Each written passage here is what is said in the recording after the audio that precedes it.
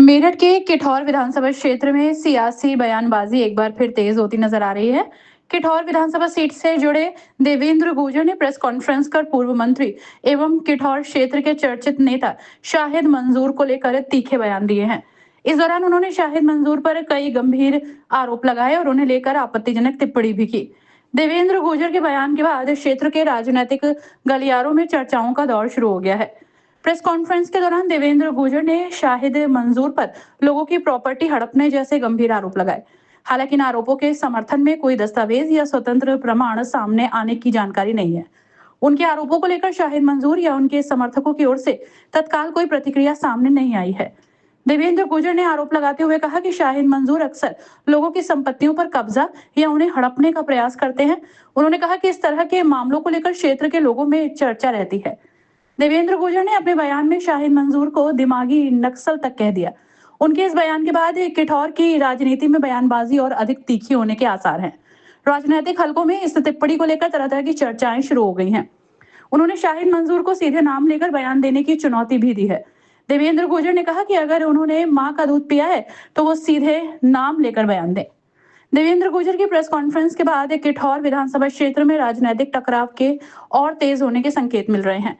एक और जहां उन्होंने शाहिद मंजूर पर गंभीर आरोप लगाकर सीधे निशाना साधा, तो वहीं दूसरी ओर अब शाहिद मंजूर की प्रतिक्रिया का इंतजार किया जा रहा है। फिलहाल देवेंद्र गुर्जर द्वारा लगाए गए आरोप राजनीतिक बयानबाजी के स्तर पर हैं और उनकी स्वतंत्र पुष्टि नहीं हुई है। शाहिद मंजूर की ओर से इन आरोपों पर जवाब सामने आने के बाद विवाद की तस्वीर और स्पष्ट हो सकेगी। लेके सरजीत प्रमुख से लेके धर्मेंद्र नागर और ओमपाल और हम सब तक हम कहना चाहते हैं आपके माध्यम से कि एक दिन डिबेट में आमने सामने बैठ जाए, बता दे गद्दार कौन है। अतुल प्रधान जी की पत्नी का चुनाव था और आप सब लोगों ने खबर चलाई थी और उसमें इन पे पत्थर बरसे गाड़ी पर, इनकी पर ये योजना बना रहे थे गद्दारी करने की। और अखिलेश यादव जी ने इंटरफेयर कर जब मीडिया के माध्यम से और माध्यमों से पता चला, जब इन्होंने अपने बेटे को वोट डालने भेजा। दूसरा, अभी सबके माध्यम से आपको पता चला विधानसभा के चुनाव हो, लोकसभा के चुनाव हो, मेयर का चुनाव हो, इन्होंने अब क्या करा, ये भारतीय जनता पार्टी के हमारे कुछ वरिष्ठ नेता और कुछ सम्मानित नेताओं के संपर्क में गए और इन्होंने उन्हें गुमराह करा और इन्होंने उनसे कहा कि आप मेरे अवैध कारोबार में मदद कर देना, मैं आपको आपकी सीटों पे मदद कर देता हूं। और मैं दावे से कह सकता हूं हमारे कुछ नेता गुमराह हुए और उन्होंने इनकी मदद करी कई केसों में, और जो अवैध काम थे इनके उनमें मदद करी, लेकिन एक भी वोट का फायदा हमारे पार्टी के नेता को नहीं हुआ। तो मैं कहना चाहता हूं कि ये जो इनकी साठ गांठ है, ये जो इनकी भाषा है और ये जो इनका आचरण है, किठौर विधानसभा की जनता समझ चुकी है। और किठौर विधानसभा 4 बार इसलिए जीते कि इनकी साजिश जो थी आपस में मिलकर, इन्होंने मेरठ के बाहर के कैंडिडेट लगाए। लखीराम जी लड़े, वो दूसरे जनपद के रहने वाले थे। दूसरे वो गजराज नागर लड़े, वो बाहर के रहने वाले थे। विजेंद्र जी एक बार चुनाव लड़े बसपा से इनके सामने, तो वो बाल 1500-2000 वोट से हारे। 2 गुजर लड़ रहे थे उस समय भी, और 2017 में हमें चैलेंज दिया।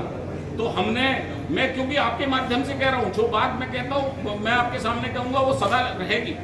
मैं कह रहा हूँ, मेरे से कहा उन्होंने लखनऊ में, और मेरे से कहा कि गुर्जर समाज के ये थे, तो प्रमुख साहब मैं तो जब मैं नहीं हारा, मैंने कहा था जिस दिन लोकल आदमी आपके सामने किसी जाति का भी आ जाएगा, मुझे मौका दिया तो उनको 9 बजे पोलिंग से वापस आना पड़ेगा, इतने मार्जिन से वोट जीतेंगे। और देवेंद्र गुर्जर की मां ने दूध पिया, उनको चुनाव हरा के दिखाया। देवेंद्र जी, आपने सारा आरोप जो जिस विधायक पे लगाया उनका नाम क्या है और क्या आपके आरोप है? क्या उनकी इतनी पकड़ है कि बीजेपी के अंदर वो टिकट डिसाइड कराने की पावर रखते हैं? भारतीय जनता पार्टी के अंदर कोई डिसाइड नहीं करा सकता, भारतीय जनता पार्टी डिसाइड करती है। लेकिन कुछ लोगों को उनका नाम क्या है, नाम लेकर के बताइए क्या आपके आरोप हैं। कुछ लोगों को ऐसी अपनी सोच होती है, वो लोग ये सोचते हैं कि दूसरे को गुमराह कर दोगे। हाँ, थोड़ी बहुत देर के लिए अगर रोज गाना भूसी कोई करेगा, भला आदमी बहकावे में आ जाता है। आपने आरोप लगाया भाजपा नेताओं पे, कौन लोग हैं से? अब संगीत शो में है या कोई और है? नहीं, मैं किसी का नाम नहीं लेना चाहता। उनको देवेंद्र गुर्जर जी बिल्कुल बेबाक बातों के लिए जाने जाते हैं, लेकिन आप उनका नाम लेने से क्यों डर रहे? किन के ऊपर आपके आरोप है? उन बीजेपी नेताओं का, कौन विधायक है समाजवादी पार्टी का, बताइए आप। नहीं, वर्तमान किठौर का विधायक आपको भी पता क्या नाम है? कौन है? शाहिद मंजूर है। तो ये आरोप शाहिद मंजूर जी पे है। अच्छा, मैं आपके सम्मान के साथ मैं सबका सम्मान करता हूँ, पूरे क्षेत्र की जनता का करता हूँ। और मैंने अपने पूरे जीवन में कभी भी जो मुझे क्षेत्र के माध्यम से सूचनाएं मिली, जो क्षेत्र के माध्यम से कल से परसों से आप देख रहे होंगे, आप खोलो लाइव, आप देखोगे 100 लोग लाइव आए और क्षेत्र के 1000 से ज़्यादा लोगों के फोन आए और सब लोगों ने ये जो बात मैंने बताई इनमें से अधिकतर बातों से मुझे अवगत कराया। और मैं माननीय प्रधानमंत्री जी को, माननीय गृह मंत्री जी को, माननीय मुख्यमंत्री जी को इन बातों की जांच के लिए अवश्य पत्र लिखूंगा। देवेंद्र जी, आप 4 बार जीतने के बाद आ रहे हैं क्योंकि आप अपनी दावेदारी मान रहे हैं। आप मैंने 2017 में बताया देवेंद्र जी, भारतीय जनता पार्टी ने नई मैदान में 4 बार पार्टी जीते हैं। अच्छा देवेंद्र जी, मेरा ये सवाल है आपसे कि जो बयान शाहिद मंजूर का है उसमें उन्होंने किसी का नाम नहीं लिया, उनका ये कहना क्या गड्ढा है वहाँ पानी अपने आप भर जाएगा। ऐसा है, वो नाम लेने से डरते होंगे। मैंने कहा उनकी माँ ने दूध पिया तो नाम लेके बताए ना, मेरी माँ ने दूध पिया। मैंने कहा शाहिद मंजूर ने जनता के लिए खिलाफ बयान दिया, जनता के सम्मान को ठेस पहुंचाई। उनका ये भी कहना था कि 8 लगाए। महीने के लिए आपने ये आपको कहा प्रमुख कि बनाया है। उन्होंने सैकड़ों हत्याएं कराई और बहुत सारे आपने जमीन के भी आरोप लगाए। आपने कहा जनता ने बताया, आपने क्या इन्वेस्टिगेशन की? आपके पास मैं कोई इसकी कागजात जांच के हैं? लिए, मैं इसकी जो आरोप उन पे लगे हैं, हाँ। मैं इसकी जांच के लिए अपनी पार्टी से जांच अभी तक सरकार से हुई नहीं मांग उसकी, करूंगा। उसकी जांच नहीं हुई अभी। मैंने कहा उन्होंने परिस्थितियां ऐसी पैदा करी, अपने नक्सली दिमाग से उन्होंने युवाओं को इतने सारे गुमराह लोग मर गए, उनको कोई सजा नहीं हुई, कोई सजा हुई है। किठौर विधानसभा के कम से कम 200 लोग जेल में हैं। देवेंद्र जी, उनका ये भी आरोप था कि 8 महीने के लिए एक एहसान किया है, गुर्जर बिरादरी पे प्रमुख बनाया है, वो किसके लिए था? मुझे नहीं पता, लेकिन मैं ये बात जानता हूँ, मैंने नाम लिए आपको। मैंने कहा उन्होंने एक बार मेरे से लोगों ने मुझे बताया, जैसे आप बता रहे हो कि सरजीत प्रमुख जी से लेकर और हम तक सब लोग जो वहाँ किठौर में गुर्जर प्रमुख रहे और जो MLA लड़े, उन्होंने सबके लिए खराब बात करी है। गुर्जर समाज धन सिंह कोतवाल का वंशज है, जिन्होंने 1857 की क्रांति में देश की आज़ादी के लिए लड़ाई लड़ी। राष्ट्रभक्त समाज है। अगर कोई अपमानजनक भाषा का यूज करेगा तो उसका मुंह तोड़ जवाब दिया जाएगा। देवेंद्र जी, पार्टी क्यों नहीं सामने आई इस स्टेटमेंट के बाद? आप आ रहे हैं, कह रहे हैं व्यक्तिगत तौर पर। पार्टी को मैं लिखूंगा, जो जानकारी मुझे साझा हुई है, मैं अपनी पार्टी में लखनऊ भी और दिल्ली जाकर इस विषय अच्छा में बात। देवेंद्र जी, इनकी जो साठगांठ है जिनके बारे में आप बता रहे हैं पूर्व मंत्री जी के, क्या बीजेपी से शुरू से ही गठबंधन रहा है इनका? अभी क्या है, अभी मुझे इनिशियली बताया गया है जनता के द्वारा। मैं इन विषयों को मैं भी पता करूंगा और इन सबकी जांच के लिए अपनी पार्टी में जाऊंगा। अगर मान शब्द लीजिए इस्तेमाल किया दिमागी नक्सली, उसको जरा विस्तार से बताइए, दिमागी नक्सली आपने क्यों कहा? आप देखो ना, अगर किसी से दुश्मनी निकालनी है तो उसके बच्चे को बिगाड़ दो। उसको अगर किसी को भी आप दुश्मनी करनी है तो उसकी नस्लों को बर्बाद कर दो। इन्होंने, मैंने इसलिए इन शब्दों का यूज करा जो लोगों से बातें निकल के आई, जो हमारे क्षेत्र का युवा था, जो पढ़ लिखना चाहिए था, जो रोजगार जिसको मिलना चाहिए था, जो उसका मेडिकल की पढ़ाई करना चाहिए था, इंजीनियरिंग की पढ़ाई करनी चाहिए थी, वो तमंचे चला रहे हैं। एक मेरा और बड़ा आरोप है, आप सब लोगों को पता होगा, राधना गांव है हमारे यहाँ, वहाँ कितनी बार पिस्टल और अवैध हथियार पकड़े गए, कितनी बार मेरठ से अवैध सप्लाई पकड़ी गई।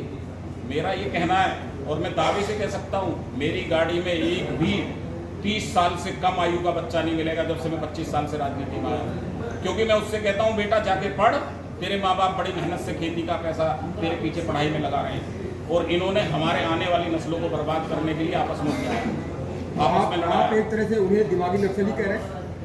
ऐसा दिमागी नक्सली इस तरह का माहौल बना सकता है जिस तरह का क्षेत्र में है।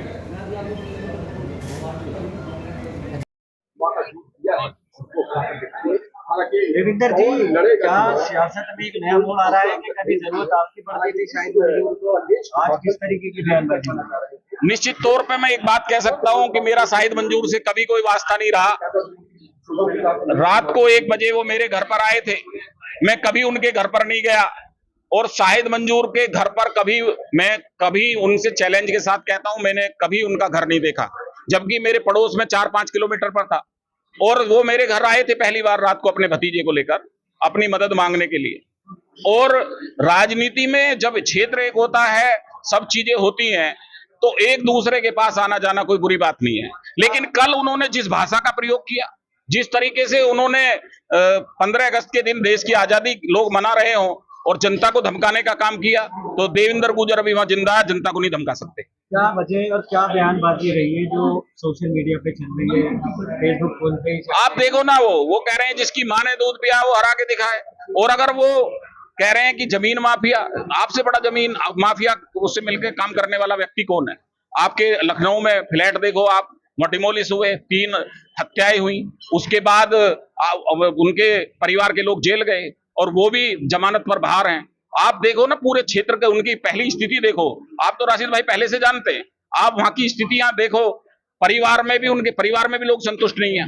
आप देखो पूरे क्षेत्र में वो किसी जाति धर्म को बकसना नहीं चाहते, डराना चाहते हैं, और डराने से अब क्षेत्र की जनता नहीं डरेगी। 2027 में इनका हिसाब लेगी। आपने बताया कि इसकी शिकायत माननीय मुख्यमंत्री जी से की है। जो चीजें मेरे पास आई हैं, जो साक्ष्य आए हैं, जिस तरह की स्थितियां क्षेत्र के लोगों ने बताई है, मैं माननीय मुख्यमंत्री जी से, प्रधानमंत्री जी से जांच की मांग करूंगा। दिमागी नक्सली का एक सवाल करा आपने कि दिमागी नक्सली है।